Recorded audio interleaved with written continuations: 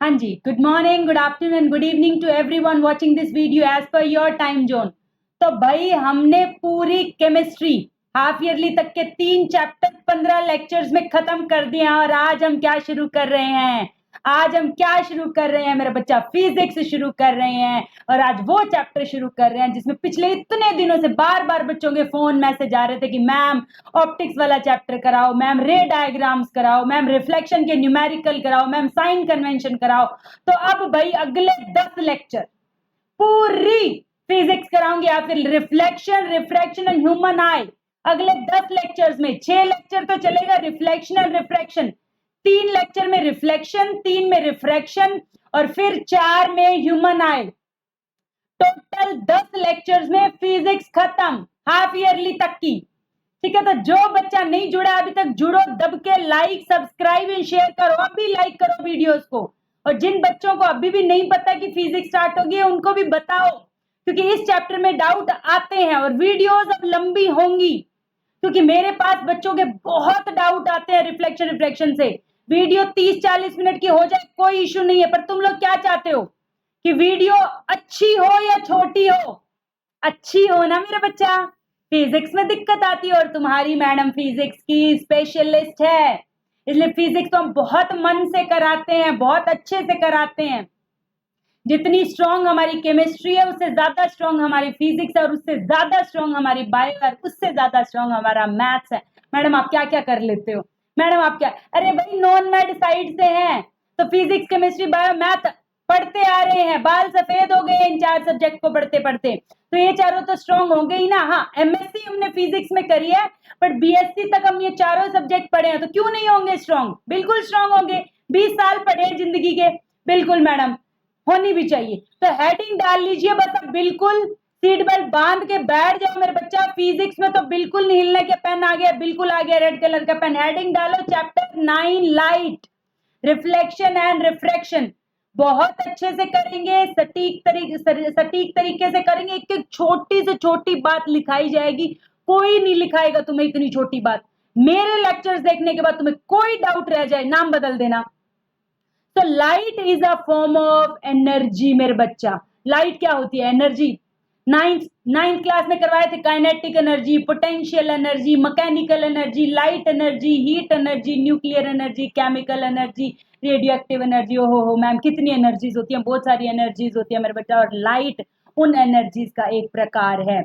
He is needed to see the world around us। आप मुझे देख पा रहे हो? मैं अभी कमरे की लाइट बंद कर दूं, ये लाइट्स बंद कर दूं, क्या आप मुझे देख पाओगे? नहीं देख पाओगे। तो वी डिटेक्ट लाइट। और अच्छा सिर्फ लाइट हो तो भी मुझे नहीं देख पाओगे, अपनी आंखें बंद कर लो। यानी कि मैम किसी चीज को देखने के लिए लाइट के साथ सुंदर नयन का होना भी जरूरी है। तो with our eyes but alone eyes can not be enough. Eyes हो लेकिन लाइट ना हो, और लाइट और आईज ना हो तो एक के बिना दूसरे का कोई मायना नहीं है। दोनों होने चाहिए, लाइट भी जगती होनी चाहिए और आंखों से देखना भी चाहिए। और इसीलिए लाइट का सोर्स क्या हो सकता है मैम? बल्ब कुछ हो, या फिर मतलब बल्ब हो, सनलाइट हो, कुछ भी हो। तो एक तो लाइट का सोर्स होना चाहिए और दूसरी हमारी आंखें होनी चाहिए। तो यही मैंने बेसिक बताया। उसके बाद सोर्सेज ऑफ लाइट, लाइट कहां से आ सकती है? सोचने वाली बात है। एक तो होता है नेचुरल, सन की अपनी नेचुरल लाइट है, स्टार्स की अपनी लाइट होती है मेरे बच्चा। तो एक तो होता है ल्यूमिनस ऑब्जेक्ट्स, जिनकी खुद की लाइट होती है, जैसे हमारा सन है, जैसे हमारे स्टार्स हैं, जैसे हमारा बल्ब है, जैसे फायर फ्लाई, जुगनू है, इन सब की अपनी लाइट है। ये किसी और, मेरी खुद की लाइट थोड़ी है, मैं तुम्हें दिख रही हूँ क्योंकि बल्ब मुझे दिखा रहा है। ठीक है, तो मेरी खुद की लाइट नहीं है। अगला नॉन ल्यूमिनस ऑब्जेक्ट्स, कोई ऐसे बेसिक नहीं सिखाता, सीधे मैडम रे डायग्राम पे पहुंच जाती है। मैं एक एक चीज बताऊंगी तुम्हें। ऑब्जेक्ट विच डू नॉट है, बस तुम क्या करोगे? लाइक करोगे। अभी लाइक करो, जो बच्चे देख रहे हैं लाइक करो, चैनल को सब्सक्राइब करो, आगे अपने व्हाट्सएप पे शेयर करो, हर 9-10 के बच्चे तक वीडियोस को पहुंचाओ भाई। Object which do not have their own light, जिनकी खुद की लाइट ना हो। तो मैडम खुद की लाइट नहीं है तो वो कैसे दिखाएंगे? वहीं से आता है हमारे चैप्टर का नाम।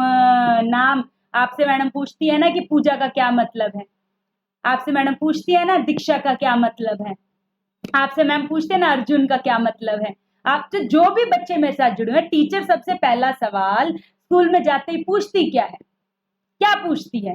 मैम पूछती है आपका नाम क्या? तो वैसे चैप्टर का नाम कहाँ से पढ़ा? यहाँ से पढ़ा कि नॉन ल्यूमिनस ऑब्जेक्ट्स जिनकी खुद की लाइट नहीं होती, उनसे लाइट टकराती है और वापस जाती है, टकराती है और वापस जाती है। यहीं से नाम पड़ा रिफ्लेक्ट होना, वापस जाना, reflection. So non-luminous objects, when light reflected from them and enter our eyes, we can see the object. एक तो रिफ्लेक्शन होनी चाहिए और ऊपर से हमारे पास हमारी सुंदर नयन आंखें भी होनी चाहिए। तो light travel in straight line, बचपन से पढ़ते आ रहे हैं भाई, light travel in straight line, 6th class से पढ़ते आ रहे हैं। बिल्कुल लाइट सीधी जाती है। यहाँ पे मैंने दिखाए हैं, देखो कुछ ल्यूमिनस ऑब्जेक्ट्स, कुछ नॉन ल्यूमिनस। अच्छा सबको पता है ना मून की खुद की लाइट नहीं होती। कोई ऐसा बच्चा तो नहीं जो कहते मून लाइट। अरे भाई मून लाइट इसलिए है क्योंकि सन उस पर लाइट गिराता है मैडम, ये तो हमें पता ही नहीं थी। नहीं पता तो आज पता कर लो। मून की खुद की कोई लाइट नहीं होती, अर्थ की भी खुद की कोई, किसी भी प्लैनेट की खुद की लाइट नहीं होती भाई। बल्ब की होती है, फायर की होती है, सन की होती है, फायरफ्लाई की होती है, स्टार्स की होती है। सन भी एक स्टार ही है। अच्छा सन एक स्टार है, ओ सबसे करीब स्टार है हमारे। जनरल नॉलेज की बात है, उससे दूसरा प्रोक्सिमा सेंचुरी है। ठीक है, तो यहां से मेन बात क्या आई कि बल्ब लाइट गिराएगा इस नॉन ल्यूमिनस ऑब्जेक्ट में और यहां से कहां चली जाएगी? आंखों के अंदर चली जाएगी। अब हेडिंग लगाइए चैप्टर का नाम, रिफ्लेक्शन ऑफ लाइट। कहां से आया मैम? नॉन ल्यूमिनस ऑब्जेक्ट से आया मैम। नॉन ल्यूमिनस ऑब्जेक्ट जिनकी खुद की लाइट नहीं होती, उन पर लाइट गिरती है और टकराती है, वापस जाती है, टकराती है, वापस जाती है, टकराती वापस जाती है। इसी को कहते हैं the process sending back of light when falls on the surface of object। मुझ पर लाइट गिरी, बिखरी, आपकी आंखों तक गई और आपने अपने सुंदर नयन से मुझे देख लिया। तो the process of sending back of light when falls on the surface of object, the objects having highly polished, जिनकी चमकदार सरफेस होगी, जैसे कि हमारा मिरर, जिसमें सुबह उठते ही अपनी शक्ल देखते हैं ना। ठीक है, स्कूल जाते हैं तो बन ठन के जाते हैं ना, टाई वाई सेट करके, सब कुछ सेट करके। तो जो शाइनिंग सरफेसेस हैं, पॉलिश्ड सरफेसेस हैं, उनसे रिफ्लेक्शन अच्छी होती है, उनसे हमारी फोटो अच्छी आती है। अनपॉलिश सरफेस, मेज मूज में हम फोटो देखने लग जाए, थोड़ी आएगी। तो ये बात तो आम थी। रिफ्लेक्शन की डेफिनेशन लिख ली, sending back of light when falls on the surface. अब चलते हैं very important, plane mirror. Madam पहले तो प्लेन मिरर बनाना कैसे ये बताओ, तो एक एक स्टेप बताऊंगी। प्लेन मिरर के लिए आपको एक सीधा डंडा लगाना है, उसके बाद ऐसे ऐसे ऐसे डिजाइन बनाने हैं, जैसे वो कुकिंग वाली वीडियोस आती है ना, इसके बाद आपको प्याज डालने हैं, इसके बाद टमाटर डालने हैं। तो वैसे आपको सीधी लाइन लगानी है और ये डिजाइन। अच्छा ये डिजाइन क्या है मैडम? ये डिजाइन क्या है भैया? ये डिजाइन है, ये दिखाया जाता है बैक साइड को समझाने के लिए, कोई डिजाइन नहीं है। इसका मतलब है ये शीशे का पिछला हिस्सा है, पेंटेड हिस्सा है। अब इसको पेंट करके कैसे दिखाऊं, इसलिए ये डिजाइन बनाते हैं हम बनाने में। अब पेपर में तुम बनाओगे, मानो तुमने सीधा डंडा लगा दिया, मुझे क्या पता किस साइड से देखूं? मिरर है, एक साइड से दिखेगा, दूसरी साइड पे तो गत्ता लगा होएगा, पेंट लगा होएगा। जब देखा है, दिखाऊं? मिरर देख लो, ये मिरर आज लेके बैठी हूं मैं इसीलिए। ये देखो, ये साइड बंद है, ये साइड, ये मिरर है, ये साइड पेंटेड है। ठीक है, तो यहाँ पर इस बैक साइड को दिखाने, तुम्हारी मैडम तुम्हें सब दिखा रही है, बैक साइड को दिखाने के लिए हम ये डिजाइन बना देते हैं। पहली बात समझ में आ गई, प्लेन मिरर बनाना कैसे। ठीक है जी, उसके बाद कुछ टर्म्स है, पढ़ा देती हूँ फटाफट। इंसिडेंट रे क्या होता है? जो रे आकर गिरती है, किस पर? मिरर पर। दूसरा रिफ्लेक्टेड रे, जो रिफ्लेक्ट होकर जाती है। फॉर एग्जाम्पल इस मिरर पर जो रे आएगी वो रिफ्लेक्टेड, जो वापस जाएगी वो इंसिडेंट, आने वाली, रिफ्लेक्टेड जाने वाली। फिर पॉइंट ऑफ इंसिडेंस, जिस पॉइंट पर आकर गिरी है, जिस पॉइंट पर आकर गिरी है, जिस पॉइंट, अच्छे से समझ लेना मेरे बच्चा। इंसिडेंट मतलब आने वाली, रिफ्लेक्टेड मतलब जाने वाली, जिस पॉइंट पर आकर मिलेगी उसको पॉइंट ऑफ इंसिडेंस कहते हैं। नॉर्मल वेरी इंपॉर्टेंट है। Normal is an imaginary line, ये असली में होती नहीं है। Drawn perpendicular to the point of incidence, incidence वाले पॉइंट से परपेंडिकुलर। और डॉटेड क्यों बनाए? फिजिक्स में डॉटेड का मतलब होता है वो असलियत में नहीं है, असलियत में नहीं। जैसे मैथ्स में मैडम कहती है ना ड्रॉ अ एल्टीट्यूड, तो हम उसको डॉटेड बनाते हैं ना, सॉलिड नहीं बनाते कभी भी। जो क्वेश्चन में गिवन ना हो, जो हम अपनी मर्जी से लेते हैं, इमेजिनेशन में लेते हैं, ख्याली पुलाव बनाते हैं, हवा में बात करते हैं।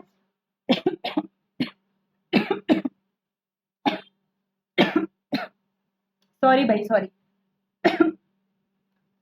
भाई, रात के बजे हुए बहुत लेट, सुबह से लगे हुए वीडियोस बनाने, ठीक है, तो ऐसा हो जाता है, कोई बात नहीं। चलिए, तो यहाँ पर हमारे पास डॉटेड लाइन मेरे बच्चा किसको बताती है? इमेजिनरी को बताती है, और वो किस पर गिराएंगे? Perpendicular to the point of incidence. Important बात है, तुम्हें आसान लग रही है पर तो गलती यही करोगे, गलती करोगे। और लो, मैं पागल थोड़ी हूँ कि इतनी चिल्ला चिल्ला के बता रही, मुझे पता है ना, पिछले 6 सालों से पढ़ा रहे, मुझे पता है बच्चा गलती करेगा। तुम कौन से नए ईद के चांद आ गए? मिरर मैंने ऐसे दे दिया, लो अब गिराओ परपेंडिकुलर।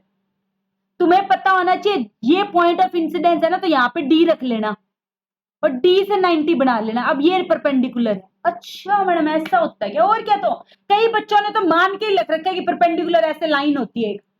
ये अब एंगल परपेंडिकुलर थोड़ी है। जिस पॉइंट पर गिराने को कहे उस पॉइंट पर 90 डिग्री का एंगल नॉर्मल है, और इसको डॉटेड बनाना है। एंगल ऑफ इंसिडेंस आसान है, angle between normal and incident ray. Incident ray I, normal हमने खुद गिराई, इन दोनों के बीच का एंगल क्या? एंगल आई। रिफ्लेक्टेड चली गई, नॉर्मल और रिफ्लेक्टेड के बीच का एंगल क्या है? Angle r. आसान आ गया, इंसिडेंट आने वाली, रिफ्लेक्टेड जाने वाली, जिस पॉइंट पर आए वो पॉइंट ऑफ इंसिडेंस, उस पॉइंट पर 90 डिग्री का एंगल नॉर्मल, जो हमने खुद गिराया। नॉर्मल और इंसिडेंट के बीच का एंगल, इंसिडेंट एंगल, नॉर्मल और रिफ्लेक्शन के बीच का एंगल, एंगल आर। स्वाहा।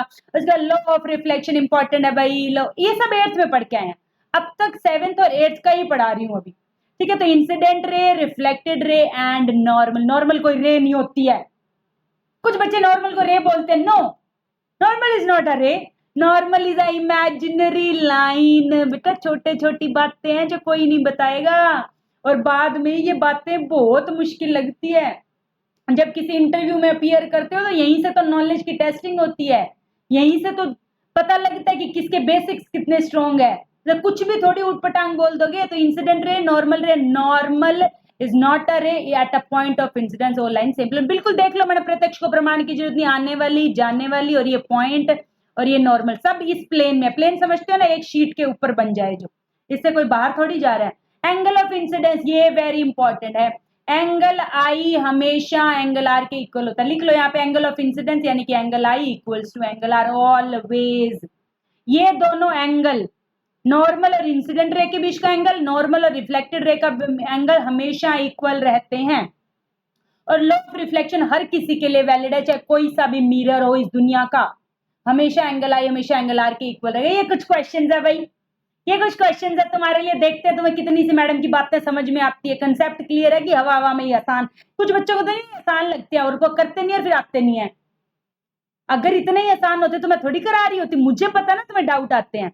अब देखो भाई, ये हमारे पास नॉर्मल गिराई मैंने, ये इंसिडेंट रे थी, बताओ एंगल आर कितना होगा? ऑब्वियस सी बात है, एंगल आई ये मैं बना के भी दिखा रही हूँ एंगल आर, तो ये भी 30 हो जाएगा। ये तो इजी था मैम, ये इजी था, सबने कर दिया होगा। ये बताओ जरा मुझे, 100% बच्चा गलती करेगा, यहाँ पे क्या कर देगा? Angle r is equals to 45। ऐसे तुक्के से था ना 45 ही आएगा, मैं ऐसा करती हूँ इस एंगल को 35 करती हूँ। अब बताओ, अब कई बच्चे कह देंगे मैम 35 तो 35 आ जाएगा आंसर, नहीं। क्यों मैडम? आपने कहा था angle i equals to angle r, तो मैंने एंगल आई दिया कहाँ है? ऐसा क्या मैम, आपने एंगल आई नहीं दिया? देखो जरा, मैंने क्या बोला था मेरा बच्चा, angle I is the angle between incident ray and normal. ये वाला एंगल आई है, मतलब ये वाला तो हमें पागल बनाने के लिए दे दिया।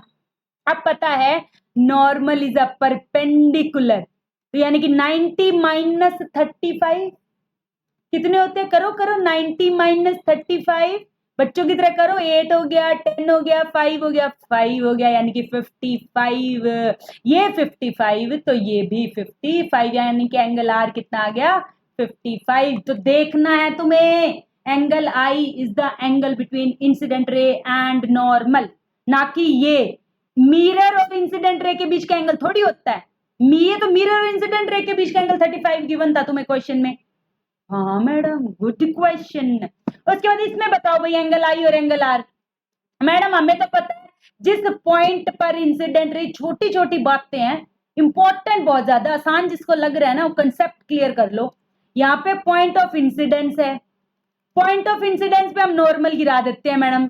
अब नॉर्मल और इंसिडेंट रे के बीच का एंगल, एंगल आई तो मैडम कोई एंगल ही नहीं है, दोनों एक दूसरे के ऊपर है, ओवरलैप कर रही है, तो एंगल आई 0, तो एंगल आर भी 0। कैसे समझे? पॉइंट ऑफ इंसिडेंस पर गिरने वाली परपेंडिकुलर लाइन हमेशा नॉर्मल होती है, और यहाँ पर इंसिडेंट रे ही नॉर्मली गिरा दी। इस क्वेश्चन का मतलब क्या? Incident ray is fallen perpendicular, तो परपेंडिकुलर मतलब नॉर्मल, और ये इन दोनों के बीच में एंगल क्या है? 0। अच्छे क्वेश्चन है, ये आसान नहीं है, तुम्हें लग रहा होगा। उसके बाद चलते हैं हम अपने आगे की तरफ। कोई नहीं बताता ऑब्जेक्ट क्या होता है, इमेज क्या होता है, छोटी छोटी चीजें बता रहे हैं। लेक्चर बड़े हो तो हो भाई, डाउट नहीं रहने चाहिए। मेरा फेवरेट है, फेवरेट ऑफ फेवरेट चैप्टर है ये, anything which gives out light. पहली बात, गलतियां तुम ना खुद ऐसे करोगे, यहाँ पे तो ऐसे ऑब्जेक्ट बनाया करोगे, फिर ऐसे लाइन निकाल दोगे कहीं से भी।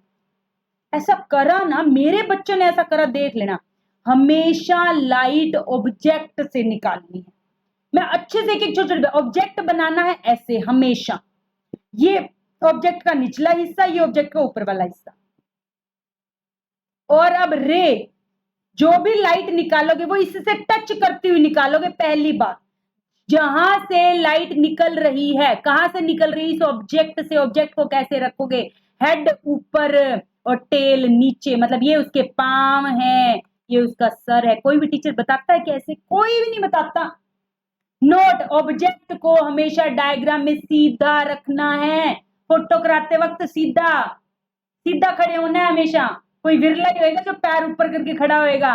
तो ऑब्जेक्ट को हमेशा ऐसे ही बनाना है। कुछ बच्चे ये नहीं बनाते भाई हेड, फिर ऐसे सीधी लाइन से मुझे क्या पता लगेगा?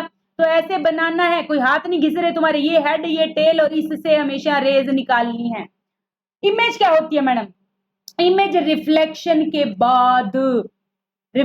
के बाद जहां पर रेज मिले, जिस पॉइंट पर रेज मिले, मानो दो रेज है, ऐसे मिल गई, तो इस पॉइंट पर क्या बन जाएगी? इमेज। वो रेज कहां से निकली थी? ऑब्जेक्ट से। वो मिलेंगी कब? After reflection. रिफ्लेक्शन अगर कई बच्चे ना ऐसे भी करेंगे, ये ऑब्जेक्ट हो गया, ये मिरर हो गया, लो मैडम पहले इससे टकराओ तो सही। मिरर से टकराने से पहले रिफ्लेक्शन कैसे हो जाएगी?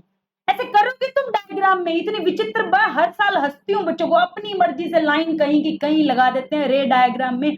इतने गंदे रे डायग्राम बनाते हैं कुछ बच्चे, मतलब बेसिक्स की धज्जियां उड़ा देते हैं। बेसिक्स स्ट्रॉन्ग करो।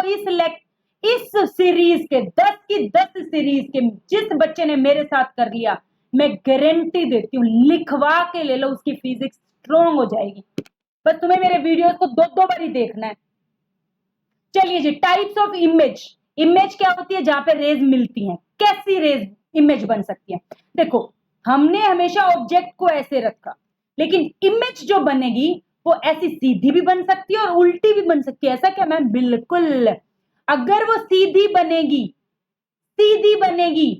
सीधी का मतलब होता है इरेक्ट, तो उसके साथ वर्चुअल लगेगा। ये रूल है फिजिक्स का, वर्चुअल वर्ड के साथ हमेशा इरेक्ट लगता है। लिख लो अपने दिमाग में, virtual and erect, virtual and erect, virtual and erect, virtual and erect. और जो हमेशा उल्टी बनेगी उसके साथ real and inverted, real and inverted, real and inverted, real and inverted, real and inverted. कोई टीचर नहीं बताता ऐसे। और रियल मतलब वास्तव में, उसको हम हमेशा सॉलिड से दिखाएंगे, सॉलिड लाइनें आकर मिलेंगी। लेकिन वर्चुअल में डॉटेड लाइनें मिलेगी। अभी आपको बताया, वर्चुअल मतलब भ्रम, मतलब हमारी इमेजिनेशन। तो when rays after reflection actually meet, तब बनेगी रियल इमेज। और जब हम धक्के से उसको मिलाएं तो वो क्या बनेगी? हमारा भ्रम है, हम अपनी मर्जी से मिला रहे हैं, वास्तव में वो मिल नहीं रही है। तो रियल इमेज को स्क्रीन पे उतारा जा सकता है क्योंकि वो वास्तव में है, लेकिन वर्चुअल इमेज को स्क्रीन पर नहीं उतारा जा सकता। रियल के साथ हमेशा इन्वर्टेड लगता है और वर्चुअल के साथ हमेशा इरेक्ट लगता है। उसके बाद सबसे पहले भाई प्लेन मिरर का ही पढ़ते हैं। तो सबसे पहले हमने प्लेन मिरर बना लिया जी, डिजाइन बना लिए जी। अब याद रखना, मैंने कहा मुझे किसी से मिलना है, तो मिलने के लिए कोई दूसरा पर्सन भी होना चाहिए। तो मैंने बोला इमेज वहां बनेगी जहां रेज मिलेंगी। मिलने के लिए ऑब्जेक्ट से कितनी रे निकालोगे? कम से कम 2। ये 2020 का क्वेश्चन है, बोर्ड एग्जामिनेशन का, 10th का। उन्होंने पूछा था कि कम से कम कितनी रेज निकले ऑब्जेक्ट से इमेज बनने के लिए। बच्चों को ये भी नहीं आया था वहां पे, तो कम से कम तो 2 होनी चाहिए, ज्यादा से ज्यादा मैडम मर्जी कितनी निकाल लो। लेकिन किसी भी डायग्राम को बनाने के लिए हम 2 ही रे निकाला करेंगे ताकि गुचमुच ना बने, डायग्राम सुंदर बने। तो उस क्वेश्चन के एमसीक्यू का आंसर था एटलीस्ट 2 रेज आर रिक्वायर्ड। तुम्हारे एनसीईआरटी का क्वेश्चन है ये। तो यहां से मैंने देखो ऑब्जेक्ट से निकालनी है, मैंने ऑब्जेक्ट से 2 रेज निकाली, और इस चैप्टर में बिना एरो के कहीं कोई बात नहीं होगी। अगर आप एरो नहीं लगा रहे हो तो आपका क्वेश्चन गलत है। मुझे क्या पता रेस कहां से आ रही है, कहां से जा रही है। तो एरो के बिना बात नहीं करोगे, जैसे हाथ चले साथ ही साथ एरो आना चाहिए। ये मैं टिप्स बता रही हूं। रिफ्लेक्शन चैप्टर को पक्का करने का टिप है, पहले ऑब्जेक्ट बनाओ, उससे कोई भी 2 रेज निकालो, उनके साथ के साथ एरो लगाओ। ये इंसिडेंट रे है। अब मैंने तुम्हें 3rd क्वेश्चन में कराया था, जो इंसिडेंट रे सीधी गिरेगी, जो इंसिडेंट रे सीधी गिरेगी वो तो यहीं से रिफ्लेक्ट हो जाएगी। एंगल आई और एंगल आर 0 करवाया था। उसके बाद एंगल आई से कोई एंगल बनेगा तो एंगल आर से भी एंगल बनेगा। पर मैडम ये रे इधर और ये रे इधर, यानी कि ये इधर वाली डायरेक्शन में कभी भी मिलेंगी नहीं। आफ्टर रिफ्लेक्शन जो कभी मिलती नहीं है उसको हम धक्के से मिलाते हैं, और उसी को ही वर्चुअल इमेज कहते हैं। मतलब ये दोनों रेज इस डायरेक्शन में वास्तव में सॉलिड लाइनें कभी नहीं मिल रही। देखो ना, दूर दूर जाती जा रही हैं, लेकिन हमने जैसे इसको बैकवर्ड स्ट्रेच करा, थोड़ा सा डॉटेड बैकवर्ड स्ट्रेच करा, यहां मिल गई, और ये सीधी।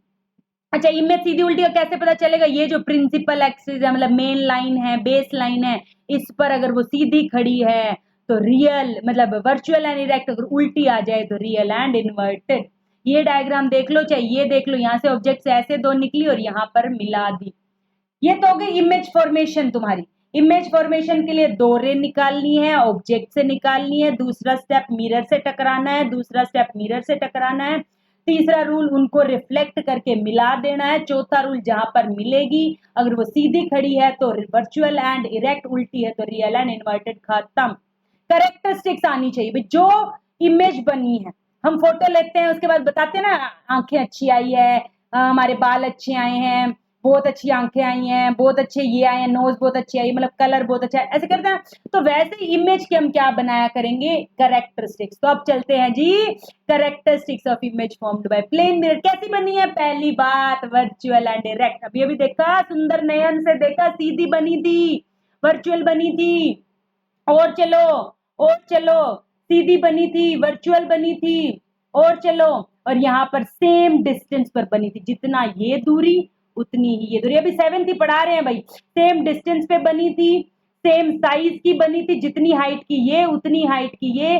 प्लेन मिरर कोई नहीं पूछता, तुम्हारी बुक में 2 लाइनों में खत्म कर दिया, पर मैं पूरा पढ़ा रही हूँ। Image formed is laterally inverted. इस पे सवाल 10th में भी आ जाता है। लेटरल इन्वर्टेड का मतलब है साइड में। लेटरल इन्वर्टेड मतलब होता है साइड में। लेटरल इन्वर्टेड मतलब जैसे हम सेल्फी लेते हैं, तो सेल्फी में हमारा लेफ्ट राइट हो जाता है, राइट लेफ्ट हो जाता है। लेटरल इन्वर्जन क्या होता है? साइड का रिवर्स होना। जैसे कि मैं फोटो से दिखा दूंगी। इस लड़के ने मिरर के सामने, ये मिरर है भाई, मिरर के सामने हाथ चको, इधर वाला चकोगे तो इधर वाला नजर आएगा, राइट हैंड चकोगे तो इस मिरर का लेफ्ट आएगा। एम्बुलेंस को उल्टा क्यों लिखा होता है पूछा जाएगा, क्योंकि जब हमारे मिरर में हम उसे देखते हैं तो वो लेटरल इन्वर्टेड सीधी होकर दिख जाती है। अगर मैडम इसको सीधा लिख दे तो मिरर में उल्टी दिखाई देगी, और फिर उल्टी पढ़ने में मुश्किल आएगी, और तुम एम्बुलेंस को जगह नहीं दोगे। इसलिए एम्बुलेंस उल्टी लिखवाता है ताकि मिरर में तुम्हें एम्बुलेंस सीधा दिखे और तुम उसे जगह दे दो। तो लेटरल इन्वर्जन का मतलब है साइड का घूमना, लेफ्ट का राइट हो जाना और राइट का लेफ्ट हो जाना। अब आते हैं भाई क्लास 10 पर। अब तक क्या कर रहे थे मैम? क्लास 7। अब तक तो 7वीं 8वीं पढ़ रहे थे भाई। जिस बच्चे ने पहले का भी नहीं पढ़ा हुआ था उसको भी धन्य कर दिया मैंने। अब चलते हैं मेन 10th क्लास पे। भाई मुझे मैसेज कर देना कि डिटेल में चाहिए ये चैप्टर्स, अच्छे से एक एक डाउट क्लियर करते हुए, या फिर छोटी छोटी वीडियो बना के उड़ाना है। अगर तुम कहोगे मैम उड़ा दो तो मेरा क्या है, मैं तो 20-20 मिनट में भी पढ़ा दूंगी, मुझे तो आता ही है ये चैप्टर। लेकिन अगर तुम चाहते हो कि मैं डिटेल में ऐसे एक एक चीज बताऊं, नोट्स बनवाऊं, तो टाइम लगेगा भाई, प्रॉपर मेरे साथ जुड़े रहना। तो स्फेरिकल मिरर्स क्या होते हैं? वो mirror whose reflecting surface is the part of hollow sphere. एक स्फेयर होगा मेरा बच्चा, उसमें से काट लेंगे, जितना हिस्सा काटेंगे उसमें से मिरर बन जाएगा। इधर से भी काट सकते हैं और इधर से भी काट सकते हैं, 2 टाइप के मिरर बनेंगे भाई। पहला क्या? कनकेव। केव क्या होता है? गुफा। कनकेव क्या होता है? गुफा। तो ये देखो गुफा के अंदर, गुफा के अंदर इसकी बाहर वाली सरफेस क्या होगी? पेंटेड। मिरर में एक सरफेस पेंटेड होती है, अभी अभी करके भी दिखाता, मिरर में एक सरफेस पेंटेड होती है। कनकेव में तो होएगी बाहर वाली, गुफा के बाहर तो पेंट है, अंदर तो हम जाएंगे ही। और डाइवर्जिंग कन्वेक्स में होती है अंदर वाली सरफेस पेंटेड। ये वेरी इंपॉर्टेंट बात है मेरा बेटा। चम्मच के अंदर वाली सरफेस में देखोगे तो वो कनकेव साइड है, बाहर वाली से देखोगे वो कन्वेक्स साइड है। देख लो ये चम्मच ही तो है, ये चम्मच ही तो, ये चम्मच के अंदर वाली साइड से फोटो देखोगे तो वो कनकेव मिरर है। चम्मच की बाहर वाली साइड से फोटो देखोगे तो वो उल्टी पकड़ लो चम्मच को तो ये कन्वेक्स मिरर है, कन्वेक्स मिरर है। और कनकेव मिरर का दूसरा नाम कन्वर्जिंग होता है। कनकेव का दूसरा नाम कन्वर्जिंग और कन्वेक्स का दूसरा नाम डाइवर्जिंग। इतना कोई नहीं बताएगा मेरे बच्चा, फिर से समझ लो। स्फेरिकल मिरर्स वो मिरर होते हैं जो स्फेयर से कट करें, स्फेयर से आने वाले मिरर को स्फेरिकल कहते हैं। 2 टाइप के होते हैं, कनकेव और कन्वेक्स। कनकेव का दूसरा नाम कन्वर्जिंग, कनकेव का दूसरा नाम कन्वर्जिंग, कन्वेक्स का दूसरा नाम डाइवर्जिंग। फोटो अच्छे से याद रख लो, दोनों फोटो याद रख लो, एक ऐसे और एक ऐसे, एक ऐसे और एक ऐसे। चम्मच से याद रखा करो, एक चम्मच का अंदर, एक चम्मच का बाहर। बाहर तो होएगा बाहर वाला देखना तो अंदर वाले को पेंट करेंगे, अंदर देखना तो बाहर वाले को पेंट करेंगे। तो एक कनकेव और एक कन्वेक्स। कुछ टर्म्स पे बात करते हैं। पोल क्या होता है? कोई भी मिरर है मेरे बच्चे, दोनों मिरर बना लेती हूँ। ये कनकेव है, ये कन्वेक्स है। ये कनकेव है, सीधा हाथ ऐसे, उल्टा हाथ ऐसे, कनकेव कन्वेक्स। इनका सेंटर भाई ये ऊपर छोड़ दो आधा, आधा नीचे छोड़ दो, ये पोल है। Pole is the centre of mirror, pole is the centre of mirror, pole is the centre of mirror. Centre of curvature क्या है? वो सेंटर जिससे ये ड्राइव करा है। मानो ये स्फेयर था पहले, कोई स्फेयर से ये मिरर काटा है तो उस जिस स्फेयर से काटा है उसी के सेंटर को सेंटर ऑफ कर्वेचर कहते हैं। Is the centre of hollow sphere, sphere के सेंटर को ही जिससे मिरर बना है, मिरर जिसका पार्ट है C lies in front of. Concave mirror के तो फ्रंट में लाई करता है, कन्वेक्स मिरर के ऑपोजिट में। कैसे में? ये देखो ना, ये कनकेव मिरर है तो इसके तो फ्रंट साइड में है, ये कन्वेक्स है तो ये उल्टी साइड है ना कन्वेक्स की, ये है सीधी साइड तो फ्रंट साइड। उल्टी साइड तो हम डॉट से दिखाते हैं, इसके ये डिजाइन से दिखाते हैं। तो इसमें तो ये सेंटर जो है बैक साइड में है, बिल्कुल बिहाइंड द कन्वेक्स मिरर है।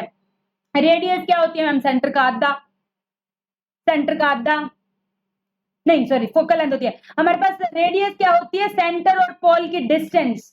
रेडियस क्या होती है? सेंटर का आधा नहीं, सेंटर से डिस्टेंस। रेडियस क्या होती है? Distance between pole and centre. तुम्हारे साथ रह रह के मतलब एक एक छोटी छोटी चीज बताते हुए रात के 4 बज गए और हमारा भी दिमाग यूं हो गया बस कब खत्म हो। ठीक है, तुम सोचो, तुम तो आधा घंटा देखते हो रोज, हम लगातार 10 घंटे बैठ रहते हैं। ठीक है, 9th की बनाते हैं, 10th की बनाते हैं। इतनी मेहनत क्यों करते हो मैम? ताकि तुम सरकारी नौकरी लग जाओ, ताकि तुम्हारे माँ बाप को चिंता ना। इसलिए प्लीज लाइक शेयर सब्सक्राइब करना ना भूले। जो भी इसको देख रहा है समझे, बहुत मेहनत चल रही है। जो अच्छा करता है कर्मों का फल सबको मिलता है मेरे बच्चा। तुम आज कर्म अच्छे करोगे, किसी के साथ शेयर करोगे तो नियति का खेल है, कर्मा पेज बैक। तुम्हारे जैसे कर्म तुम आज करोगे वैसे कल तुम्हें फल मिलेगा। तो ऐसा नहीं सोचना कि मैं उस बच्चे को नहीं बताऊंगा, तुम उससे शेयर करोगे तो फायदा तुम्हें होगा। प्रिंसिपल एक्सिस क्या होती है भाई? ये जो मेन लाइन पोल से पास होने वाली, पोल सेंटर ऑफ कर्वेचर इन सबसे पास होने वाली सीधी लाइन को क्या कहते हैं? Principal axis. और याद रखना है प्रिंसिपल एक्सिस हमेशा परपेंडिकुलर होती है मिरर के, परपेंडिकुलर। डायग्राम से देखते हैं अभी सारा कुछ। ये देखो, ये देखो, ये देखो, ये हमारा कनकेव है, ये हमारा कनकेव है। ओहो भाई गलती गलती गलती गलती, ठीक है सॉरी ये ठीक है ठीक है ठीक है ठीक है ओके, कोई गलती नहीं है, कोई गलती नहीं, मुझे लगा हाँ ठीक है, ये उल्टे बना दिए भाई। सही है, सब कुछ सही है, बस मैं हमेशा कनकेव इधर बनाती हूँ। ठीक है, सब कुछ ठीक है। ये कनकेव मिरर है, अंदर वाला सरफेस है तो कनकेव हो गया। और बाहर वाला है तो कन्वेक्स हो गया। बिल्कुल सही बात है, कन्वेक्स मिरर है, ये रिफ्लेक्टिंग सरफेस है, ये अंदर वाली है, इसका सेंटर ऑफ कर्वेचर यहाँ है, ये इसकी रेडियस है, ये प्रिंसिपल एक्सिस होती है, ये पोल होती है, ये सेंटर ऑफ कर्वेचर होता है, ये पर्चर होता है, ये बैक साइड, इसकी बैक साइड ऐसे और इसकी बैक साइड अंदर, अंदर जिसकी बैक साइड है वो कन्वेक्स है और बाहर जिसकी बैक साइड है वो कनकेव है, याद रख लेना। प्रिंसिपल फोकस वेरी इंपॉर्टेंट है भाई, principal focus very very important है, वेरी वेरी इंपॉर्टेंट है, वेरी वेरी इंपॉर्टेंट है। तो F is the point on principal axis. Principal axis क्या थी, चलो वापस, प्रिंसिपल एक्सिस क्या थी, ये जो पोल और सेंटर कर्वेचर से पास होने वाली लाइन को प्रिंसिपल एक्सिस कहते हैं।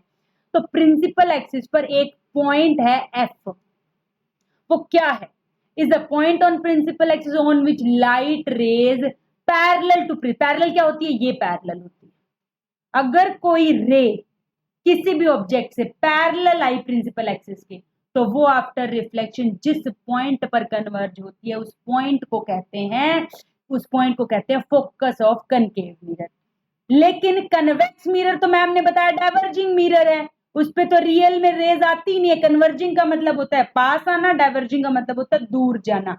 तो अपीयर टू डाइवर्ज, ये बड़ी इंपॉर्टेंट डेफिनेशन है, पेपर में पूछी जाती है प्रिंसिपल फोकस की डेफिनेशन, तो पूरी लिखनी है। एक पॉइंट है प्रिंसिपल एक्सिस पे है जिस पर पैरेलल रेज कन्वर्ज होती है, कनकेव के केस में डाइवर्ज होती है, कन्वेक्स कन्वर्ज होती है, कनकेव के केस में कन्वर्ज होती है, कनकेव के केस में डाइवर्ज होती है, कन्वेक्स के केस में। पढ़ना तो पड़ेगा, अभी बच्चे कहते हैं मम्मी इतना सारा है, थ्योरी करें, न्यूमेरिकल करें, क्या 10th क्लासेस, हम भी तो 4-4 बजे तक बैठे हैं ना, मैं भी तो बैठी हूँ, मैं भी स्कूल अटेंड कर रही हूँ, जॉब कर रही हूँ, तुम्हें करा रही हूँ, घर देख रही हूँ, सब देख रही हूँ, तो बहाने नहीं चलेंगे ना, बच्चे सब कर रहे हैं मेहनत, तो आप अकेले तो नहीं हो, मुझे क्या पड़ी है 4-4 बजे तक आपके लिए वीडियोस बनाने की, पर मैं बना रही हूँ ना, तो आपको पढ़ना भी चाहिए। बहाने, जो देखो जिसको टॉप करना है वो बहाने नहीं देगा, ये बात है ना। मेहनत जो करेगा मेरा बच्चा, मैं हमेशा कहती हूँ सपने वो नहीं होते जो आपको नींद में आते हैं, सपने वो होते हैं जो आपको नींद ही नहीं आने देते। मेरा सपना है मैं हर बच्चे तक पहुंचूं, उनकी मदद करूं, इसलिए मुझे रात में भी नींद नहीं आती है जब तक मेरी वीडियोस ना बने, जब तक मेरे बच्चों के लिए मैं पूरा सेटअप तैयार ना कर लूं, मुझे नींद नहीं आती। तो मेरा सपना है सब तक पहुंचना, इसलिए नींद नहीं आ रही।